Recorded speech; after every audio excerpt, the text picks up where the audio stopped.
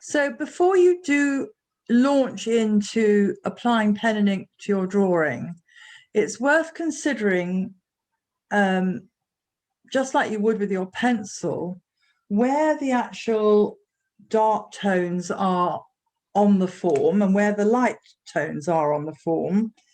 I've used in this particular study a form of cross-hatching. I've started with, and this is the key with cross-hatching really, is that you, sorry, gotta get so you can see what I'm doing. Right. You have to, when you're cross-hatch, you have to space the lines evenly. So you could just do it like that. You could just have, you know, this type of, using this on the form, on the shape. What you do need to bear in mind is the actual shape that you're looking at. And if it's a round shape, that you need to make your shading follow the contour of the actual form itself. So you might, instead of using straight lines, you might use a series of slightly curved lines like this. Now, if you leave it like that, the patch that's going to look slightly darkest is that. This is very dark, this one I've got here. And it's because I've gone over the line several times. So in this area here, if I want to make it slightly darker, I've got to go over with a second lot of cross-hatching, but changing the actual direction in relationship to the initial line. So I'm now coming at it from left to right rather than from bottom to top. And obviously, the more layers you do, you can then turn your drawing if you want to get at it more easily. The more layers you employ in this cross-hatching, the darker will be the tone on the actual form. And you can do it, you can go over it several times to achieve this. You can go back over it several times. What you do have to always keep in mind is that if you make the spacing irregular, you will not get a very pleasing sense of the line going around the form. So it is important, that's the only rule there is about cross-hatching. I'm just going to show you one more example. So if I want to make something lighter, I can open the lines up. I know that I'm now going against what I said in terms of the spacing, but I can then work back on it in a different direction on part of it.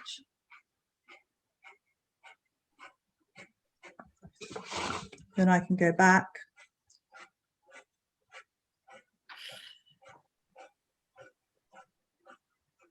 Leaving this bit sort of with less lines on it, and then go back again in another direction on just some of it.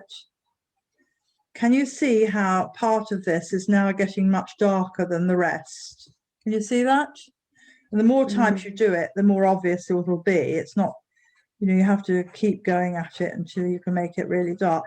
It can, you know, you can achieve a very effective drawing in this way.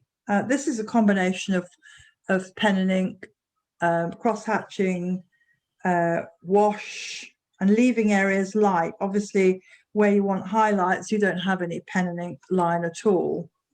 When I first started sort of doing the studies of the onions, I just did a quick sort of, free sketch, just to get the feel of the shape. I didn't use a pencil initially. I went straight in with a pen and ink. I'll leave it to you to decide what you do. You could do the outline of your subject in pencil and then develop it up in pen and ink. I'll just show you one or two more examples of this. This is sort of very minimal pen and ink, but quite a lot of white paper and a little bit of wash line. It's quite effective. And this is all done with watercolor wash. This was the initial sort of drawing I started of my onions, and then I abandoned it. It was a group of one onion and a few shallots. But you can see on this little, even on this little study, how effective the pen and ink can actually be.